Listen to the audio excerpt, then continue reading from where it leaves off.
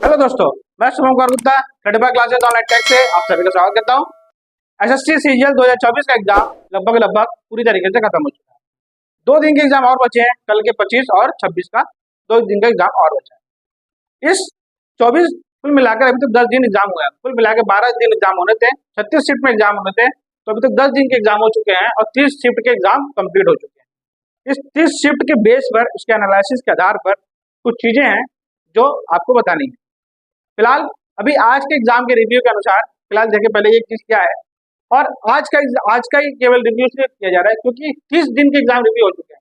तो इस बेस पे हम कुछ एनालिसिस का आधार मानकर अपने हिसाब से इसको लेकर आए। क्लियर? तो आइए बढ़ते हैं। पहले हम टुडे एग्जाम रिव्यू पे जाते हैं, मतलब आज का एग्जाम कैसा था, उसके एनालिसिस क्या थी, मतलब उसके अंदर शिफ्ट वाइज वेरिएशन क्या क्या था और गुड अटेम्प्ट्स क्या क्या थे। तो पहले अगर हम शिफ्ट 1 की बात करें, जो मैथ में गुड अटेम्प्ट है वो है 18 से 19 के करीब। Good attempt means normally average बच्चे 18 से 19 क्वेश्चन करके आए हैं। इसका मतलब ये है अगर 25 में से 18-19 का क्वेश्चन है तो मतलब मैथ थोड़ा कैलकुलेटिव मिला होगा। उसी तरीके से शिफ्ट 1 में रीजनिंग में 21 से 23 का मतलब है कि जो पेपर है वो सिंपल आया होगा। मतलब इसको कह सकते हैं हम कि शिफ्ट 1 में रीजनिंग इजी था। अच्छा देखेंगे शिफ्ट 2 में भी रीजनिंग क्या है, इजी है, और शिफ्ट 3 में भी रीजनिंग क्या है, नॉर्मल। सभी कंपेरिजन में थोड़ा सा हार्ड है, बस 1-2 क्वेश्चन का अंतर है, हालांकि वो भी इजी माना जाएगा। उसी तरीके से मैथ में जो है शिफ्ट 1 में 18 से 19 है, शिफ्ट 2 में 17 से 18 है और शिफ्ट 3 में 16 से 17 है। मतलब शिफ्ट 3 अभी भी बाकी दोनों के मुकाबले हार्ड माना जा रहा है। इंग्लिश 20 से 22 और यहाँ 19 से 20 के करीब हो रहा है गुड अटेम्प्ट। हालांकि इसको आप भी 20 से 22 इसको भी कर सकते हैं, या 20 से 21 के करीब लमसम ये गुड क्वेश्चन अटेम्प्ट हुआ है। जीके में देखें तो 15 से 18 पहले वाले शिफ्ट में है, दूसरे वाले शिफ्ट में 17 से 19 है और तीसरे वाले शिफ्ट में 15 से 17 है। तो देखा जाए तो तीसरा शिफ्ट जो है वो ज्यादा हार्ड है। पहले तीसरा शिफ्ट हार्ड है, उसके बाद पहला वाला शिफ्ट है, उसके बाद सेकंड वाला शिफ्ट हार्ड है। क्लियर? ये हमारा आज के एग्जाम का रिव्यू है।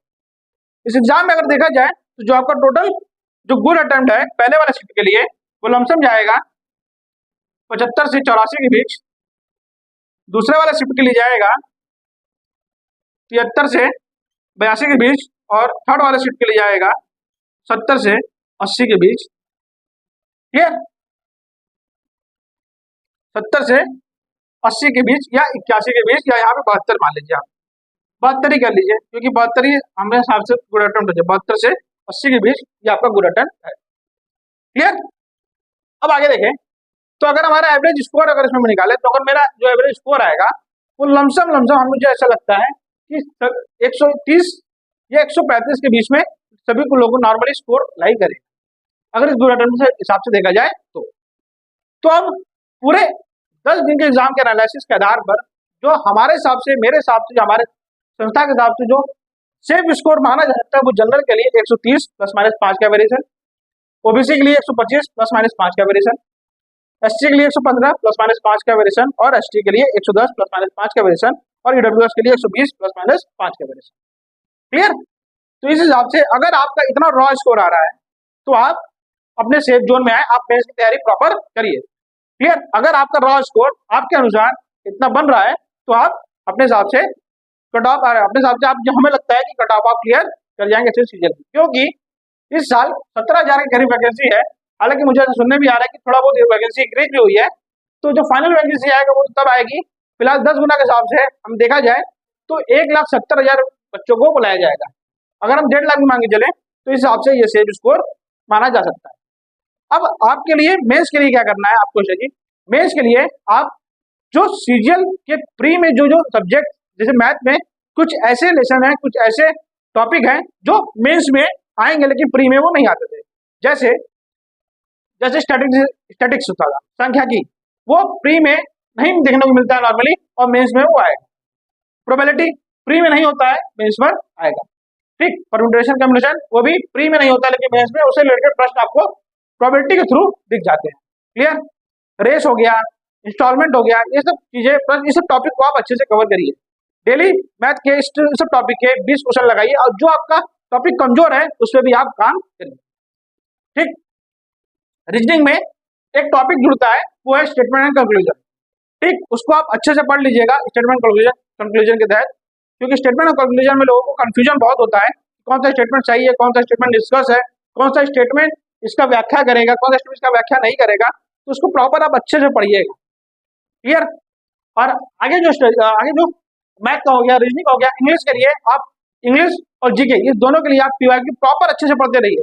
जितने भी प्रश्न आपको पीवाईक्यू में दिखे आप उसको प्रॉपर पढ़ते रहिए, जिससे क्या होगा आपका इंग्लिश और जीके में आप गुड स्कोर कर पाएंगे। ठीक, एनालिसिस के और जो रनशीट मैसेज आते हैं, जो आरसी आते हैं, रेडिंग कंप्रेशन आते हैं आरसी, उसके लिए आप कुछ इंडियन एक्सप्रेस जैसे किताबों और अखबारों का आप सहारा ले सकते हैं। इंडियन एक्सप्रेस हो गया, द हिंदूज हो गया, इससे आप एडिटोरियल पढ़िए, उसी एडिटोरियल से आपका आरसी आता है और क्लोज टेस्ट भी आपको देखने को नॉर्मली मिल सकता है।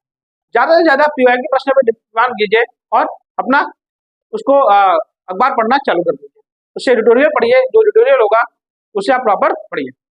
क्लियर, ये है हमारा पूरा मेंस के लिए एक्सरसाइज। ठीक, मैथ के लिए मैं आपको मैथ और रीजनिंग की मेंस की तैयारी कराऊंगा एनटीपीसी के साथ साथ। एनटीपीसी की तैयारी चली रही है, मेंस की क्लासेस बीच बीच में आते रहेंगे पीवाईक्यू प्रश्न के थ्रू। 25 क्वेश्चन होंगे, उसी 25 क्वेश्चन के थ्रू मैं आपको उसका रिविजन कराऊंगा। क्लियर, टॉपिक आपको धीरे धीरे, क्योंकि मैं जो हमारा टॉपिक चल रहा है वो सीजीएल 2025 के लिए चल रहा है, जो कि आपके लिए इनफ नहीं होगा, इसलिए मैंने पीवाईक्यू प्रश्न के थ्रू आपको कराने की कोशिश करूंगा, जिससे आपका क्या हो ज्यादा से ज्यादा टॉपिक क्लियर हो जाए। क्योंकि आप प्री दे कर आए तो जाहिर सी बात है प्री आपने पढ़ लिया होगा, उतना चीज पढ़ लिया होगा। क्लियर, तो मैं मेंस के लिए आपको 25 क्वेश्चन, सॉरी 30 क्वेश्चन आता है मेंस में, 30 क्वेश्चन आपको हर एक पीडीएफ में, हर एक क्लास में आपको देखने को मिलेगा जल्दी। क्लियर, आप अपनी तैयारी अच्छे से करिए। तब तक क्लास से अलविदा लेते हैं, मिलते हैं अपने अगले वीडियो में। अगर नए हैं तो चैनल को सब्सक्राइब करिएगा और हमारे टेलीग्राम चैनल जरूर जुड़िएगा, जिससे आने वाले आपके जितने भी पीडीएफ या फिर जितने पीडीएफ रिलेटेड चीजें हैं वो आपको टेलीग्राम चैनल पे मिल जाएंगी। और सब्सक्राइब जरूर करिएगा और बेल आइकन जरूर दबाइएगा, जिससे हमारे चैनल पर आने वाले नए वीडियो आपको नोटिफिकेशन थ्रू तुरंत मिले। तब तक के लिए अलविदा।